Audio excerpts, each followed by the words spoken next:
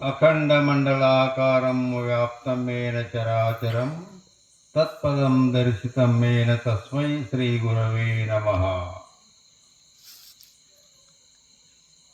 ಈ ಗುರುದೇವ ಆಶ್ರಮದ ಪರಂಪರೆ ಯಾವ ವೇದಾಂತ ಕೇಸರಿ ಮಲ್ಲಿಕಾರ್ಜುನ ಸ್ವಾಮಿಗಳವರು ಅವರ ಶ್ರೀಚರಣಕ್ಕೂ ನಮಿಸಿ, ಅವರ ನಂತರ ನಡೆದಾಡುವ ಮಾತನಾಡುವ ದೇವರೆಂದೇ ಕರ್ನಾಟಕ ತುಂಬ ಅಲ್ಲದೆ ಪರದೇಶದವರೆಗೆ ಕೀರ್ತಿಯನ್ನು ಹಬ್ಬಿಸಿದಂಥ ಸಿದ್ದೇಶ್ವರ ಶ್ರೀಗಳವರ ದಿವ್ಯ ಅಡಿದಾವರಿಗೆ ಅನೇಕ ನಮನಗಳನ್ನು ಸಮರ್ಪಿಸಿ, ಈ ಆಶ್ರಮದ ಅಧಿಕಾರಿಗಳು ಹಾಗೂ ಶಾಂತ ಪುರುಷರು ಮತ್ತು ವಿದ್ವನ್ಮಣಿಗಳು ಆಗಿ ಇದಕ್ಕೆ ಒಪ್ಪುವಂತೆ ಇದ್ದಂಥ ಹರ್ಷಾನಂದ ಪೂಜ್ಯರ ಶ್ರೀಪಾದಕ್ಕೆ ಅನೇಕ ನಮನಗಳನ್ನು ಸಮರ್ಪಿಸಿ, ಶಿವಸ್ವರೂಪಿಗಳೇ ಆದ ತಮ್ಮೆಲ್ಲರಿಗೂ ಕೂಡ ವಂದನೆಗಳನ್ನು ಹೇಳಿ ಆತ್ಮೀಯರೇ, ಅಣ್ಣ ಬಸವಣ್ಣನವರು ಅನೇಕ ಸಾವಿರಾರು ವಚನಗಳನ್ನು ಹೇಳಿದ್ದಾರೆ. ಅದರಲ್ಲಿ ಇವತ್ತಿನ ವಿಷಯಕ್ಕೆ ಒಂದು ವಚನ, ಅದು ಯಾವುದು ಅಂತ ಕೇಳಿದರೆ, ಜಗವ ಸುತ್ತಿಪ್ಪುದು ನಿನ್ನಯ ಮಾಯಯ್ಯ, ನಿನ್ನ ಸುತ್ತಿಪ್ಪುದು ಎನ್ನ ಮನ ನೋಡಯ್ಯ, ನೀನು ಜಗಕ್ಕೆ ಬಲ್ಲಿದನು ಆದರೆ ನಾನು ನಿನಗೆ ಬಲ್ಲಿದನು ಕಂಡಯ್ಯ, ನೀ ಕರಿಯು ಕನ್ನಡಿಯೊಳಗಡಗಿದಂತಯ್ಯ, ನೀನು ಎನ್ನೊಳಗಡಗಿದೆ ಕೂಡಲ ಸಂಗಮ ದೇವ ಎಂಬ ವಚನವನ್ನು ಇಲ್ಲಿವರೆಗೆ ಕೃಷ್ಣ ಅವರು ಕೂಡ ಅದನ್ನು ಪ್ರತಿಪಾದನೆ ಮಾಡಿದರು. ಇಲ್ಲಿ ಬಸವಣ್ಣನವರು ಏನು ಹೇಳ್ತಾರೆ ಅಂತಂದ್ರೆ, ಜಗವ ಸುತ್ತಿಪ್ಪುದು ನಿನ್ನಯ ಮಾಯಯ್ಯ ಅಂತಂದ್ರೆ, ಈ ಜಗತ್ತಿಗೆ ಕರ್ತ, ಜಗತ್ತನ್ನು ಮಾಡಿದವರು ಯಾರು ಅಂತಂದ್ರೆ ಸಾಕ್ಷಾತ್ ಆ ಪರಮಾತ್ಮ ಮಾಯೆಯನ್ನು ಅದು ಉಪಾಧಿಯಾಗಿ ಮಾಡಿಕೊಂಡು ಈ ಜಗದ್ ರಚನೆಯನ್ನು ಮಾಡಿದ್ದಾರೆ. ಅಲ್ಲದೆ ಆ ಜಗತ್ತನ್ನು ಮಾಡುವಾಗ ಆ ಮಾಯಾ ಅಂತಕ್ಕಂಥದ್ದೇನದ ನಮಗೆ ಯಾವುದೇ ಜ್ಞಾನ ಆಗಲಿಕ್ಕೆ ಅಂತಃಕರಣ ವೃತ್ತಿ ರೂಪ ಜ್ಞಾನವಿರುತ್ತದೆ. ನಮ್ಮ ಅಂತಃಕರಣದ ಪರಿಣಾಮ ರೂಪ ವೃತ್ತಿ ಅದುವೇ. ಈಗ ನಮ್ಮ ತಲೆಯಲ್ಲಿ ಏನಾದರೂ ಇದಾಗ್ತದಂದ್ರೆ ಇಲ್ಲಿ ಹೋಗ್ತದೆ, ಬೆನ್ನೊಳಗೆ ಆದದ್ದು ಗೊತ್ತಾಗ್ತದೆ, ಹೊಟ್ಟೆಯಲ್ಲಿ, ಕಾಲಲ್ಲಿ, ಶರೀರದ ಯಾವುದೇ ಭಾಗದಲ್ಲಿ ಏನೇ ಆದರೂ ಅದು ನಮಗೆ ಅದರ ಜ್ಞಾನ ಎದರಿಂದ ಆಗ್ತದೆ ಅಂದ್ರೆ ಅಂತಃಕರಣ ವೃತ್ತಿಯಿಂದ ಆಗುತ್ತದೆ. ಅದಕ್ಕೆ ಸೃಷ್ಟಿಕರ್ತ ಪರಮಾತ್ಮ ಜಗವ ಸುತ್ತಿಪ್ಪುದು ನಿನ್ನಯ ಮಾಯಯ್ಯ ಅಂತಂದಾಗ, ಈ ಜಗತ್ತನ್ನೆಲ್ಲ ಪರಿಪೂರ್ಣವಾಗಿ ಈ ಪರಮಾತ್ಮನ ಮಾಯಾ ಈ ಜಗತ್ತಿನಲ್ಲಿ ತುಂಬಿಕೊಂಡು ಇದೆ. ಅದು ಆ ಪರಮಾತ್ಮನಿಗೆ ನಮಗೆ ಅಂತಃಕರಣದ ವೃತ್ತಿ ಜ್ಞಾನಕ್ಕೆ ಸಾಧನವಾದಂತೆ ಆ ಪರಮಾತ್ಮನಿಗೆ ಮಾಯಾ ವೃತ್ತಿಯಿಂದ ಎಲ್ಲ ಜ್ಞಾನಗಳಾಗುತ್ತವೆ. ಆದ್ದರಿಂದ ಮಾಯಾ ವಿಶುದ್ಧ ಸತ್ವ ಗುಣಸಹಿತವಾದ ಮಾಯಾ ಅದು ಸಂಪೂರ್ಣ ಸರ್ವಜ್ಞನಾಗಿ, ಸರ್ವಕರ್ತನಾಗಿ, ಸರ್ವೇಶ್ವರನಾಗಿ ಪರಮಾತ್ಮನಿದ್ದಾರೆ. ಸರ್ವಜ್ಞ ಅಂತಂದ್ರೇನು? ಸರ್ವಂ ಜಾನಾತಿ ಇತಿ ಸರ್ವಜ್ಞ. ಸರ್ವಂ ಜಾನಾತಿ ಅಂದ್ರೆ ಎಲ್ಲವನ್ನು ಬಲ್ಲವ. ಎಲ್ಲವನ್ನು ಬಲ್ಲವ ಅಂತಂದ್ರೆ ಯಾವ ರೀತಿ ಅದಕ್ಕೆ ಅದು ಮುಂದೆ ಹೇಳ್ತಾರೆ. ಅಂದ್ರೆ ಈಗ ಮಾಯಾ ಅಂತಕ್ಕಂಥದ್ದು ನಿನ್ನ ಸುತ್ತಿಪ್ಪುದು ಅಂತ ಹೇಳೋದ್ರಿಂದ, ಜಗವ ಸುತ್ತಿಪ್ಪುದು ನಿನ್ನಯ ಮಾಯ ಅಂದ್ರೆ ಆ ಪರಮಾತ್ಮನ ಮಾಯ ಏನು ಮಾಡಿದೆ ಅಂತಂದ್ರೆ ಜಗತ್ತನ್ನೆಲ್ಲ ಸುತ್ತುಕೊಂಡು ಇದೆ. ಆದರೆ ಒಂದು ಮಹತ್ವದ ಮಾತು ಏನು ಹೇಳ್ತಾರೆ ಅಂತಂದ್ರೆ, ನಿನ್ನ ಸುತ್ತಿಪ್ಪುದು ಎನ್ನ ಮನ ನೋಡಯ್ಯ ಅಂತ ಬಹಳ ಮಹತ್ವದ ಮಾತಿದು. ಯಾಕಂದ್ರೆ ಜಗತ್ತಿನ ಜೀವಿಗಳೆಲ್ಲ ಅವರ ಮನಸ್ಸು ಏನನ್ನು ಸುತ್ತಿಕೊಂಡಿದೆ? ಪರಮಾತ್ಮನ್ನ ಇಲ್ಲ. ಹೆಣ್ಣು, ಹೊನ್ನು, ಮಣ್ಣು ಇವುಗಳನ್ನ ಸುತ್ತಕೊಂಡಿರುತ್ತೆ.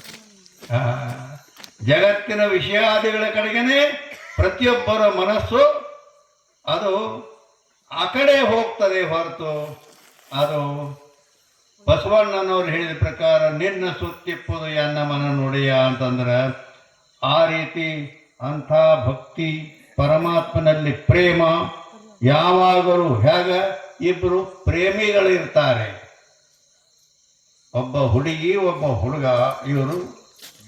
ಆದ್ರೆ ಅವರ ಮನಸ್ಸು ಏನನ್ನು ಸುತ್ತಕೊಂಡಿರ್ತದೆ ಅಂದ್ರೆ ಆ ಪುರುಷನ ಮನಸ್ಸು ಸ್ತ್ರೀಯನ್ನೇ ಕೂತ್ಕೊಂಡು ಇರ್ತದೆ. ಕೂತರ ನೆತ್ರ ಅದೇ ಸುತ್ತಾಡ್ತಿರ್ತದೆ. ಆ ಸ್ತ್ರೀಯ ಮನಸ್ಸು ಕೂಡ ಪುರುಷನ ಮೇಲೆ ಅದು ಹೇಗೋ ಉದಾಹರಣೆಯಲ್ಲಿ ಹಾಗೆ ಅತ್ಯಂತ ಪ್ರೇಮ ಲಕ್ಷಣಾತ್ಮಕ ಭಕ್ತಿ ಉಳ್ಳಂತ ಒಬ್ಬ ಭಕ್ತನು ಕೂಡ ಅವನ ಮನಸ್ಸು ಎಲ್ಲಿ ಅಂತಂದ್ರೆ ಜಗತ್ತಿನ ವ್ಯವಹಾರಗಳಲ್ಲಿ ಇರೋದಿಲ್ಲ. ಅದು ಕೇವಲ ಕೂತರ ನಿಂತರೆ ಪರಮಾತ್ಮನ ಸ್ಮರಣೆಯಲ್ಲಿ ಅವನು ಇರ್ತಾನೆ. ಅವನ ಮನಸ್ಸು ಪರಮಾತ್ಮನನ್ನೇ ಸುತ್ತುತ್ತಾ ಇರುತ್ತದೆ. ಅದಕ್ಕೆ ಬಸವಣ್ಣವ್ರೇನು ಹೇಳಿದ್ರಂತಂದ್ರೆ ನಿನ್ನ ಸುತ್ತಿಪ್ಪುದು ಎನ್ನ ಮನ ನೋಡಯ್ಯ. ನೋಡ್ರಿ, ಆ ಬಿಜ್ಜಳ ರಾಜನ ಪ್ರಧಾನಮಂತ್ರಿ ಇದ್ರು. ಬೇಕಾದಷ್ಟು ಸಂಪತ್ತು ಅಧಿಕಾರ ಎಲ್ಲ ಇತ್ತು ಬಸವಣ್ಣವರಿಗೆ. ಆದರೆ ಇದು ಯಾವುದರಲ್ಲಿ ಅವರ ಮನಸ್ಸು ತೊಡಗಿರಲಿಲ್ಲ. ಅದಕ್ಕೆ ಏನು ಹೇಳ್ತಾರೆ ಅಂದ್ರೆ ನಿನ್ನ ಸುತ್ತಿಪ್ಪುದು ಎನ್ನ ಮನ ನೋಡಯ್ಯ. ಅದು ಕೇವಲ ಪುತ್ರ ಹತ್ರ ಕೂಡಲ ಸಂಗಮ ದೇವ ಅಂತೇಳಿ ಪರಮಾತ್ಮನನ್ನೇ ಸ್ಮರಣ ಮಾಡೋದು. ಈ ರೀತಿ ಬಸವಣ್ಣನವರ ಮನಸ್ಸು ಯಾವಾಗಲೂ ಪರಮಾತ್ಮನಲ್ಲೇ ಇತ್ತು. ಅದಕ್ಕೆ ಉದಾಹರಣೆ ಹೇಳ್ಬೇಕಂದ್ರೆ ಶ್ರೀಕೃಷ್ಣ ಪರಮಾತ್ಮ, ಅದನ್ನು ನೀವು ಕೇಳಿರಿ. ಶ್ರೀಕೃಷ್ಣ ಪರಮಾತ್ಮನಿಗೆ ಹೆಂಡ್ರು ಪತ್ನಿಯರು ಎಷ್ಟು ಮಂದಿ ಇದ್ರು ಅಂತ ಕೇಳಿದರೆ 8 ಮಂದಿ ಪಟ್ಟದ ಸ್ತ್ರೀಯರಿದ್ದರು, ಲಗ್ನ ಮಾಡಿಕೊಂಡವರು. 8 ಮಂದಿ ಪಟ್ಟದ ಸ್ತ್ರೀಯರು, 16,000 ಗೋಪಿಕಾ ಸ್ತ್ರೀಯರಿದ್ದರು. 16,000 ಗೋಪಿಕಾ ಸ್ತ್ರೀಯರು, 8 ಮಂದಿ ಪಟ್ಟದ ಸ್ತ್ರೀಯರು. ಅಷ್ಟೆಲ್ಲ ಇದ್ದರೂ ಕೂಡ ಕೃಷ್ಣನ ಮಂದಿರ ಎಲ್ಲಾದ್ರೂ ನೀವು ನೋಡಿರ್ಬೋದು. ಆ ಮಂದಿರದಲ್ಲಿ ಯಾರಿರ್ತಾರೆ? ಕೃಷ್ಣನ ಬದಿಯಲ್ಲಿ ಯಾರಿರ್ತಾರೆ? ಒಬ್ಬಕ್ಕೆ ಹೆಣ್ಮಗಳಿರ್ತಾಳೆ, ರಾಧಾ ಅಂತ ಹೇಳಿ ಹೆಸರಕ್ಕೆ. ರಾಧಾ ನೋಡು, 8 ಮಂದಿ ಪಟ್ಟದ ಸ್ತ್ರೀಯರು, 16,000 ಗೋಪಿಕಾ ಸ್ತ್ರೀಯರು ಇದ್ದರೂ ಕೂಡ ಅವನ ಸಮೀಪದಲ್ಲಿ, ಅವನ ಬದಿಯಲ್ಲಿ ಯಾರೂ ಇಲ್ಲ. ಯಾಕೆ ಅಂತ ಕೇಳಿದರೆ ಆ ರಾಧಾ ಅಂತಂದ್ರ ಆಕಿ ಹೆಸರಿನ ತಕ್ಕನೇ ಇದ್ದಳು ಅಂತ ಅರ್ಥ. ಹೆಸರು ರಾಧಾ ಅನ್ನೋದನ್ನು ತಿರುವಿ ಹಾಕಿದರೆ ಏನಾಗ್ತದೆ? ರಾಧಾ ಧರ ಆಗ್ತದೆ. ಧರ ಅಂದ್ರೆ ಭೂಮಿ. ಧರ ಅಂದ್ರೇನು? ಭೂಮಿ.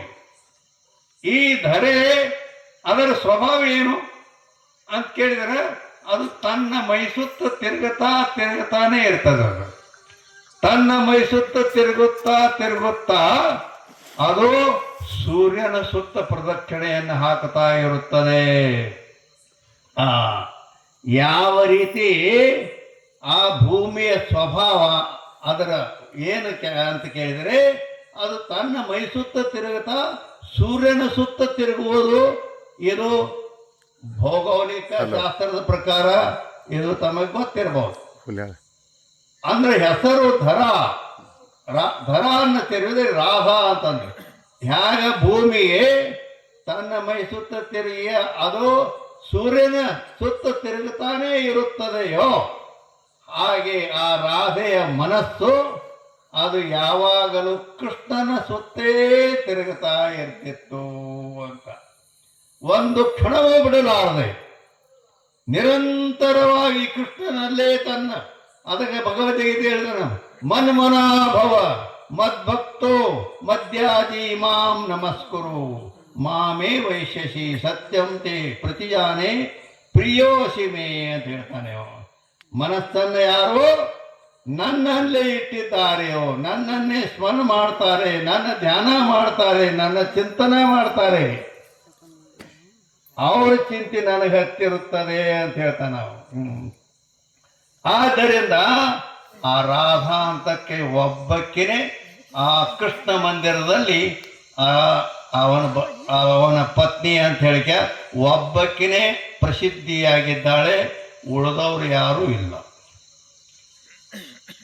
ಆದ್ದರಿಂದ ಆ ರೀತಿ ಹೇಗ ರಾಧೆಯ ಮನಸ್ಸು ಯಾವಾಗಲೂ ಕೃಷ್ಣನ ಸುತ್ತನೇ ತಿರುಗುತ್ತಿತ್ತೋ, ಹಾಗ ಬಸವಣ್ಣವ್ರು ಹೇಳ್ತಾರೆ, ನಿನ್ನ ಸುತ್ತಿಪ್ಪದು ಎನ್ನ ಮನ ನೋಡಯ್ಯ ಅಂತ ಹೇಳಿದ್ರ. ಪರಮಾತ್ಮ ಅವನನ್ನ ಬಸವಣ್ಣನವರು ಕೂತರು ನಿತ್ತರು ಯಾವಾಗಲೂ ನಿರಂತರವಾಗಿ ಅವರ ಮನಸ್ಸು ಎಲ್ಲಿ ಇರ್ತಿತ್ತು ಅಂದ್ರೆ ಆ ಪರಮಾತ್ಮನಲ್ಲೇ ಇರ್ತಿತ್ತು. ಆದ್ದರಿಂದ ನಿನ್ನ ಸುತ್ತಿಪ್ಪದು ಎನ್ನ ಮನ ನೋಡಯ್ಯ ಅಂತಂದ್ರು. ಇನ್ನು ಮುಂದೆ ಏನು ಹೇಳ್ತಾರೆ ಅಂದ್ರೆ, ನೀನು ಜಗಕ್ಕೆ ಬಲ್ಲಿದನು ಅಂತ ಹೇಳಿದರು.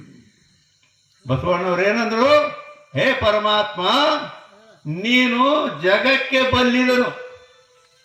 ನೀನು ಜಗಕ್ಕೆ ಬಲ್ಲಿದನು ಅಂದ್ರೆ ಏನಿದ್ರ ಅರ್ಥ ಅಂತ ಕೇಳಿದ್ರೆ, ನೀನು ಜಗತ್ತಿನ ಆಗು ಹೋಗುಗಳನ್ನೆಲ್ಲ ಬಲ್ಲವನು ಅಂತ ಅರ್ಥ.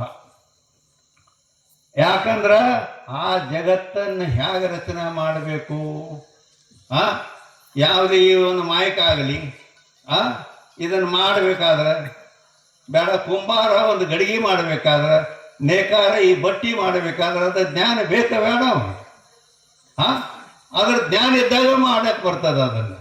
ಹಾಗ ಪರಮಾತ್ಮನಿಗೆ ಜಗತ್ತಿನ ಜ್ಞಾನ ಸಂಪೂರ್ಣ ಇದೆ. ಆದ್ದರಿಂದ ನೀನು ಜಗಕ್ಕೆ ಬಲ್ಲಿದನಂದ್ರ ಜಗತ್ತನ್ನು ಚೆನ್ನಾಗಿ ಬಲ್ಲವನಿದ್ದೀನಿ.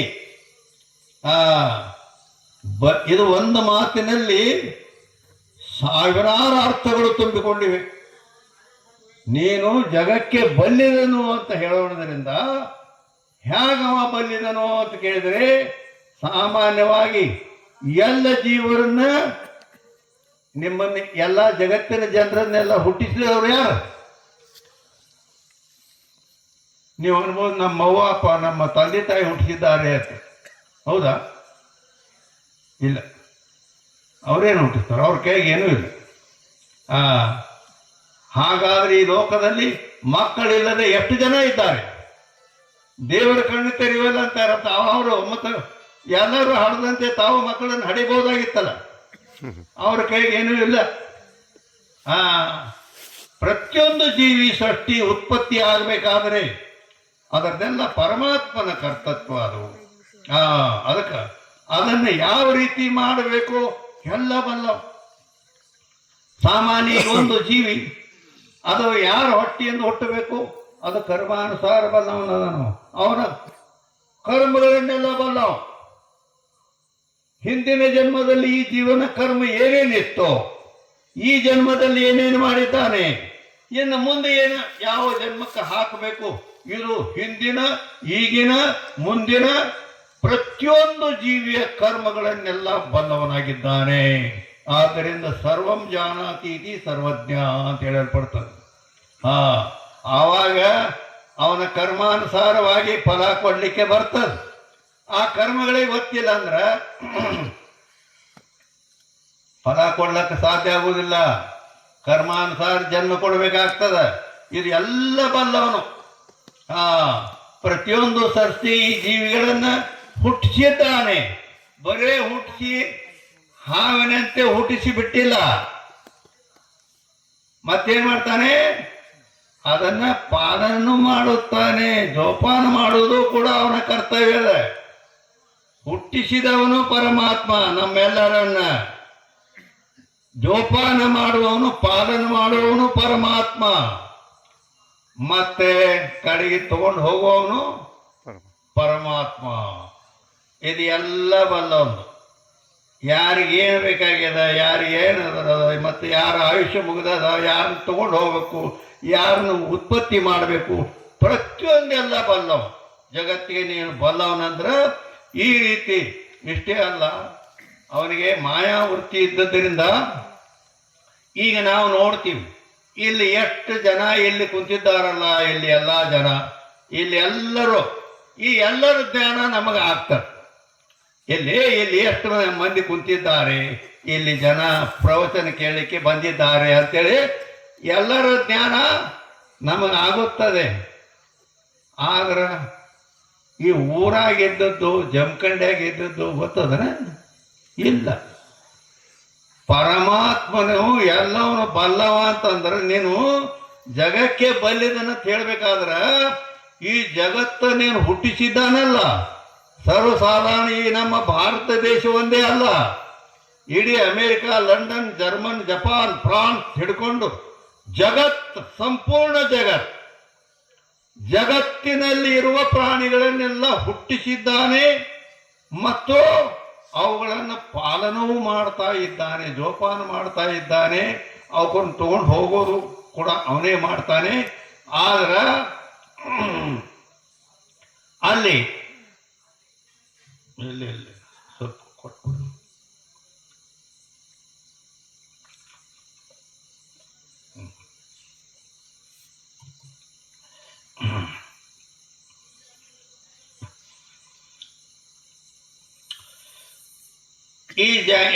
ಈ ರೀತಿ ಜಗಕ್ಕೆ ಬಲ್ಲಿದನಂತಂದ್ರ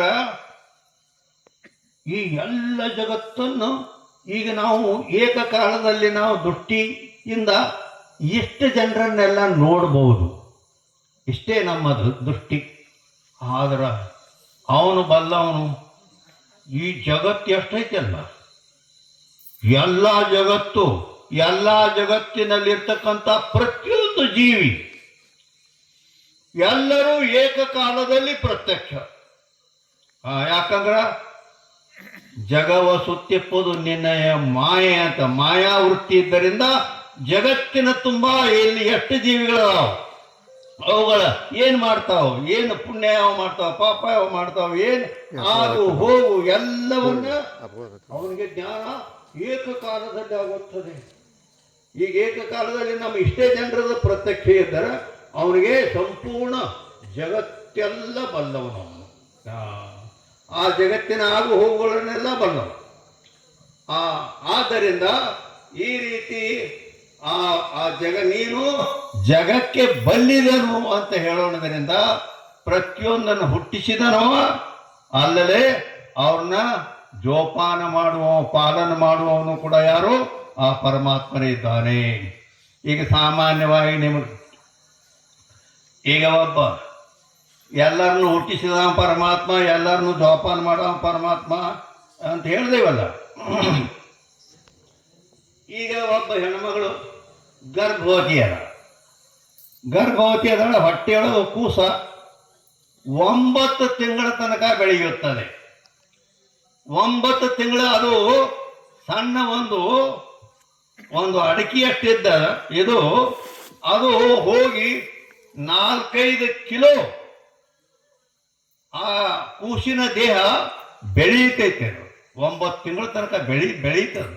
ಬೆಳಿಬೇಕಾದ್ರೆ ಅದಕ್ಕೆ ಆಹಾರ ಕೊಟ್ಟು ಬೇಗ ಬೇಡ. ಯಾವುದೇ ಬೆಳಿಬೇಕಾದ್ರೆ ಅದಕ್ಕೆ ಆಹಾರ ಬೇಕು. ಈಗ ನೀವು ನಾವು ಮಕ್ಕಳ ಮರಿಗೆ ನಾವು ಜೋಪಾನ ಮಾಡ್ತೀವಿ, ನಾವು ನೋಡ್ತೀವಿ, ನಾವು ಉಣಿಸ್ತೀವಿ ಅಂತ ಹೇಳಿ ನೀವು ಹೇಳ್ತೀರಿ. ಆದ್ರೆ ಹೊಟ್ಟೆಯೊಳಗಿದ್ದಾಗ ಉಣಿಸಿದವ್ರು ಯಾರು? ಆ ಮಗು 9 ತಿಂಗಳ ಗರ್ಭದಲ್ಲಿ ಒಳಗದ. ಅದಕ್ಕೆ ತಂದೆನೂ ಉಣಿಸಲಿಕ್ಕೆ ಬರುವುದಿಲ್ಲ, ತಾಯಿನೂ ಉಣಿಸಲಿಕ್ಕೆ ಬರುವುದಿಲ್ಲ, ಯಾರಿಗೂ ಬರುವುದಿಲ್ಲ. ಅದನ್ನ ಪರಮಾತ್ಮ ಉಣಿಸುತ್ತಾನೆ 9 ತಿಂಗಳ ಪರ್ಯಂತರವಾಗಿ. ಅದಕ್ಕಾಗಿ ಅದು ಸಾಮಾನ್ಯ ಅದರ ಚಿನ್ನ ಹೇಗೆ ಉಣಿಸ್ತಾನೋ ಅನ್ನೋದು ಪುರುಷರಿಗೆ ಸರ್ವಸಾಧಾರಣ ಅದು ಗೊತ್ತಿಲ್ಲ, ಹೆಣ್ಮಕ್ಳಿಗೆ ಮಾತ್ರ ಗೊತ್ತಿದೆ. ಇದೊಂದು ವಿಚಿತ್ರ ಅಂತೀರಿ ನೀವು. ಯಾಕಂತಂದ್ರೆ ಆ ಕೂಸು ತಾಯಿಯ ಹೊಟ್ಟೆಯಿಂದ 9 ತಿಂಗಳಾದ ನಂತರ ಹೊರಗೆ ಬರ್ತದೆ. ತಾಯಿಯ ಗರ್ಭದಿಂದ ಹೊರಗೆ ಬರ್ತದೆ. ಹೊರಗೆ ಬಂದ ಕೂಡಲೇನ ನೀವು ಒಟ್ಟರು ಪ್ರತಿಯೊಬ್ಬರು ಹೆಣ್ಣು ಗಂಡು ಎಲ್ಲರೂ ನಿಮ್ಮ ಹೊಟ್ಟಿಗೆ ಕೈ ಹಚ್ಕೊಂಡು ಕೆಳಭಾಗ ಒಂದು ಒಂದು ಒಂದು ಒಂದು ಛಿದ್ರ ಅದ ಎಲ್ಲಿ ಎಲ್ಲರಿಗೆ ಆಯ್ತೈತ್ರಿ ಕೈ ಎತ್ಕೊಂಡು ನೋಡ್ಕೊಂಡು ಇಲ್ಲ ಪ್ರತಿಯೊಬ್ಬರಿಗೆ ಅದ, ಪ್ರತಿಯೊಬ್ಬರಿಗೂ ಅದ. ಅದು ಏನದು ಇದು ಗೊತ್ತದೇನು? ಅದು ಏನದು ಎಲ್ಲರಿಗೂ ಅದ. ಅದು ಯಾಕದ, ಅದು ಏನದು ಅಂತ ಕೇಳಿದರೆ ಅದು ಪರಮಾತ್ಮ ಗರ್ಭದಲ್ಲಿದ್ದಾಗ ಉಣಿಸುವ ಬಾಯಿ. ಆ ಪೈಪ್ ಲೈನ್ ಇಟ್ಟುದು ಪೈಪ್ ಇರ್ತದೆ ಅದಕ್ಕೆ. ಅದು ನರ್ಸ್ ಹಿಂದಿಗಡೆ ಅದನ್ನ ಇದು ಮಾಡಿ ಗಂಟು ಹಾಕಿ ಕಟ್ ಮಾಡ್ತಾಳ. ಆದ್ರೂ ಇಟ್ಟು ಹೊರಗೆ ಇರ್ತದ. ಅದು ಮುಂದೆ ಅದು ಒಣಗಿ ಹಿಂಗೆ ತಗ್ಗ ಹಾಕದ. ಈ ರೀತಿ ಪರಮಾತ್ಮ ತಾಯಿ ಉಂಡಂತ ಅನ್ನದ ರಸವನ್ನ ಆ ಪರಮಾತ್ಮ ಆ ಹೊಕ್ಕಳ ಹುರಿಯ ದ್ವಾರ ಆ ಮಗುವಿಗೆ ಆಹಾರ ಕಳಿಸ್ತಿದ್ದ ಅಂತೇಳಿ 9 ತಿಂಗಳ ತನಕ ಅದು ಬೆಳೀತಿತ್ತು. ಅಂದ್ರೆ 9 ತಿಂಗಳ ತನಕ ಆ ಮಗುವಿಗೆ ಊಟ ಕೊಟ್ಟವ್ರು ಯಾರು? ಪರಮಾತ್ಮ. ಮುಂದೆ ಸಂಪೂರ್ಣ ಹುಟ್ಟಿಸ್ಯಾನಂದ್ರೆ ಸಾಯೋ ತನಕ ಎಲ್ಲ ಜವಾಬ್ದಾರಿ ಅವನು. ಮುಂದದು ತಾಯಿ ಹೊಟ್ಟೆ ಇರೋ ತನ ಹಾಕಿ ಅದಕ್ಕೆ ಊಟ ಮಾಡಿಸಿದ. ಹೊರಗೆ ಬರ್ತದ ಕೂಸು, ಗರ್ಭದಿಂದ ಹೊರಗೆ ಬಂತು. ಹೊರಗೆ ಬಂದಾಗ ಮತ್ತೆ ಆಹಾರ ಬೇಕಲ್ಲ. ಅದಕ್ಕೆ ಆಹಾರ ಬೇಕಾದ್ರೆ ಅವನು ಸರ್ವಜ್ಞ ಅದನ. ಮೊದಲೇ ತಾಯಿಯ ಮಲೆಯಲ್ಲಿ ಹಾಲು ಅಡ್ವಾನ್ಸ್ ಬುಕ್ಕಿಂಗ್ ಮಾಡಿ ಇಟ್ಟಿದ್ದಾನೆ. ಆ ಮಗು ಹೊರಗೆ ಬಂದರೆ ಅದು ಬರೋದಕ್ಕಿಂತ ಮೊದಲೇ ತಾಯಿಯ ಮಲೆಯಲ್ಲಿ ಎದೆಯಲ್ಲಿ ಹಾಲನ್ನು ಕೊಟ್ಟಿದ್ದಾನೆ. ಮೊದಲೇ ಅಡ್ವಾನ್ಸ್ ಬುಕ್ಕಿಂಗ್ ಅದ. ಯಾಕಂದ್ರೆ ಅದಕ್ಕೇನು ಆಹಾರ ತಿಲ್ಲಕ್ಕೆ ಬರೋದಿಲ್ಲ, ಹಲ್ಲಿರಂಗಿಲ್ಲ. ಅದು ಮೊದಲು ಬಾಯಿ ಎಲ್ಲ ಮತ್ತಿರ್ತದ. ಅದು ಆವಾಗ ಮಲಿ ಕುಡಿದು ಅದು ಬದುಕಬೇಕು.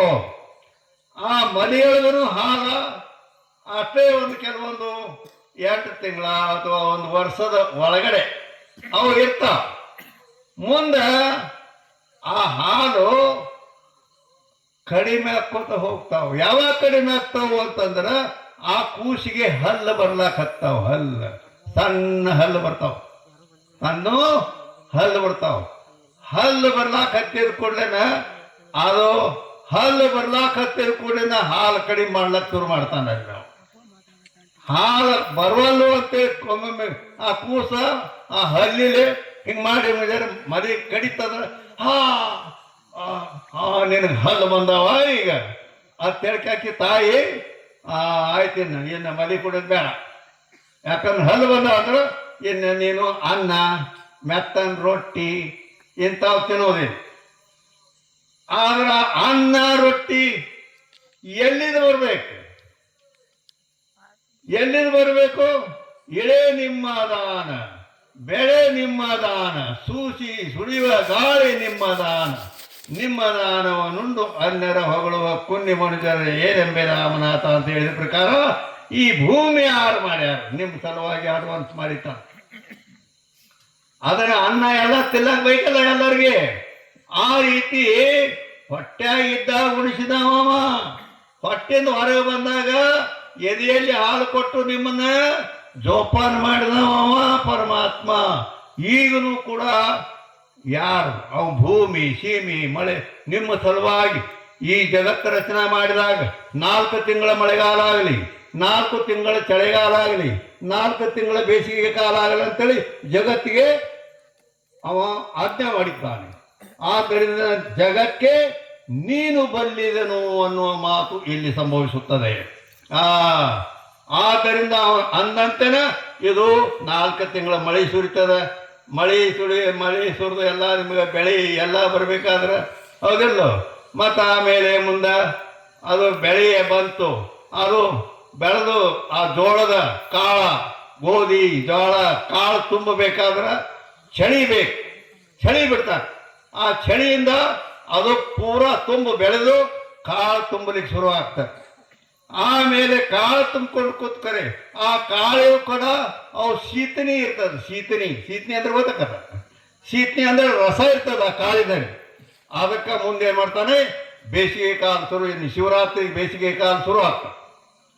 ಅದು ಬಿಸಿಲಿನಿಂದ ಆ ಕಾಳು ಏನಾಗ್ಬೇಕು, ಒಣಗಬೇಕು.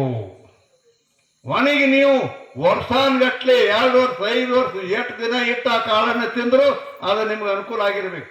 ಆ ರೀತಿಯ ಕಾಳನ್ನು ಒಣಗಿಸಿ ಬಿಸಿಲಿನಿಂದ ಬೇಸಿಗೆ ಅದರ ಸಲಹೆ ಮಾಡಿದ್ದಾನೆ. ಆ ಕಾಳೆಲ್ಲ ಒಣಗಿ ನಿಮ್ಗ ಆಹಾರ ವ್ಯವಸ್ಥೆ ಇಷ್ಟೆಲ್ಲ ಮಾಡಿದವ್ರೆ ಪರಮಾತ್ಮ. ಆದ್ದರಿಂದ ನೀನು ಜಗಕ್ಕೆ ಬಲ್ಲಿದನು ಅಂತಂದ್ರೆ ಈ ರೀತಿ ಸಂಪೂರ್ಣ ಇದು ಎಲ್ಲ ವ್ಯವಸ್ಥೆ ಗೊತ್ತು ಅವ್ಗೆ. ಯಾವ ರೀತಿ ಧಾನ್ಯಗಳನ್ನು ಇದು ಮಾಡಬೇಕು, ಬೆಳೆಸ್ಬೇಕು, ಇವ್ರಿಗೆಲ್ಲ ಬಂದ ಉಪಯೋಗ ಆಗ್ಬೇಕದು ಆಹಾರ, ಇದೆಲ್ಲ ಬಲ್ಲವ. ಇನ್ನು ಒಂದು ಬಹಳ ಮಹತ್ವದ ಮಾತದ. ಏನು ಅಂತ ಕೇಳಿದ್ರೆ ಫಂಕ್ಷನ್ ಐತಿಲ್ರಿ, ಫಂಕ್ಷನ್ ಐತ್ರಿ, ಫಂಕ್ಷನ್ ಐತ್ರಿ.